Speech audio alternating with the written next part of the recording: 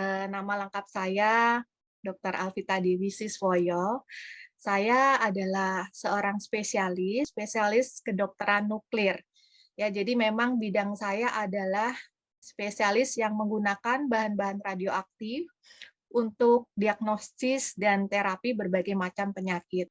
Dan sesuai doa saya bahwa saya ingin menolong orang, menolong pasien-pasien kanker, dan Tuhan mengizinkan saya menjadi salah satu dari kurang dari 50 orang dokter spesialis kedokteran nuklir di Indonesia.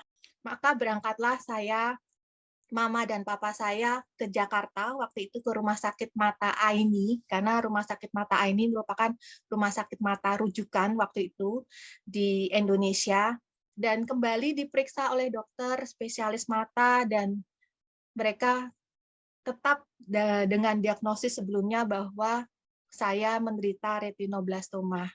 Jadi kanker retinoblastoma ini sangat berbahaya dan bisa mematikan. Karena kalau sampai kanker menyebar ya ke mata, satunya saya bisa buta total, dan kalau kanker menyebar ke belakang ke otak, saya bisa meninggal dunia.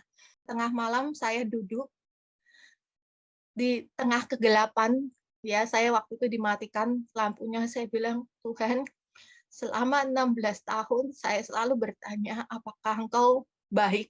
Apakah Kau adil? Apakah Kau sayang kepadaku sama seperti Engkau mengasihi sesamaku, apa Kau mengasihi teman-temanku? Dan hari ini aku dapat jawabannya. Kau Allah yang jahat, saya bilang gitu. Bapak Ibu, malam itu saya tunjuk-tunjuk Tuhan. Saya bilang, aku benci Kau Tuhan, aku benci Kau, aku benci Kau Tuhan. Saya masih 16 tahun Bapak Ibu. Dan jujur tidak mudah untuk mendapatkan diagnosis kanker. Dan di tengah saya menangis itu, saya entah itu penglihatan atau apa-apa sudah David, tapi saya seperti melihat gambar film gitu, kayak film berjalan di depan mata saya bisa melihat ketika saya masih kecil, kemudian saya menjalani operasi, awalnya saya jadi anak yang ceria, yang sukacita, kemudian saya tumbuh besar, saya mulai melihat teman dan kanan ke kiri, saya mulai membanding-bandingkan hidup saya dengan orang lain, saya mulai kehilangan sukacita saya mulai bukannya bersyukur, saya malah marah sama Tuhan. Sampai akhirnya di akhir film saya anggap seperti film itu, ada satu suara yang bicara, bukankah aku sudah menyelamatkan kau, nak, tapi mengapa kau masih meragukan kebaikanku? Wah, dengar itu Bapak Ibu, itu kayak kayak benar-benar menampar saya, benar-benar menghancurkan hati saya. Saya cuma menangis, saya bilang, saya orang berdosa, Tuhan ampuni saya. Seperti ada selubung yang terbuka dari mata saya bilang, ampuni Tuhan, ampuni. Salah satu yang membuat saya semangat untuk hidup adalah saya ingin mewujudkan cita-cita saya, yaitu menjadi seorang dokter. Karena sekolah saya itu 3 lantai, Bapak Ibu. Naik ke lantai 3 dengan kruk saya. Bapak Ibu, saya setiap hari saya naik tangga 3 lantai, Bapak Ibu. Tapi bukan semenit, 2 menit, tapi setengah jam. Karena saya harus naik satu-satu sambil menyangga kruk saya. Kadang-kala saya berdiri, kemudian saya terduduk di tangga itu sambil menangis. Saya cuma melihat teman-teman saya yang begitu mudahnya dari lantai 1 ke lantai 2 nggak ada beberapa menit sudah sampai. Sedangkan saya hampir setengah jam kadang-kadang. Karena saya nggak boleh sama sekali jatuh, jadi saya benar-benar hati-hati. Dan saya menangis di tangga itu, sehingga saya namakan itu tangga air mata saya. Jadi ada beberapa kali saya menangis, kenapa ya Tuhan, naik tangga aja itu susah.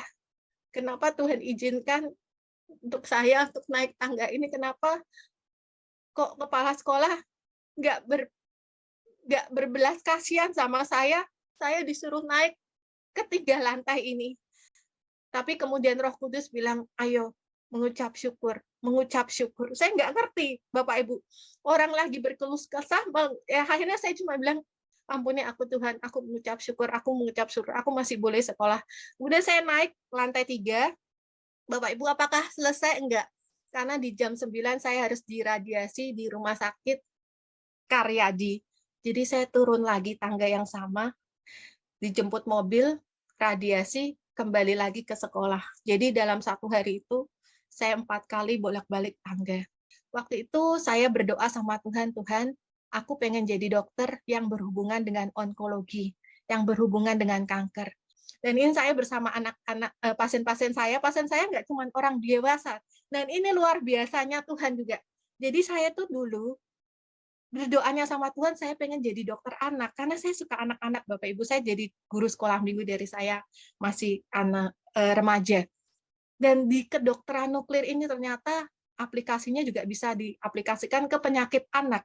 Jadi saya tiap minggu itu menerima pasien-pasien anak dan mereka itu sukacita juga akhirnya kalau datang ke nuklir, bahkan ketika mereka selesai atau lagi nggak bisa nuklir, mereka bisa bilang kangen sama dokter Vita gitu, atau pengen ketemu datang lagi sama dokter Vita. Dan puji Tuhan banyak hal kalau boleh saya sampaikan, bukan karena kekuatan, bukan karena kepandaian, tapi semua karena kasih karunia Tuhan. Saya bisa ada di Rumah Sakit Cipto Mangunkusumo, Bapak Ibu, sampai begitu luar biasanya Tuhan. Dan puji Tuhan mungkin saya nggak bisa ceritakan satu persatu, tetapi serasa apa yang saya alami, ya duka cita yang saya alami, ternyata saya baru mengerti bahwa semuanya itu memang Tuhan izinkan untuk satu tujuan.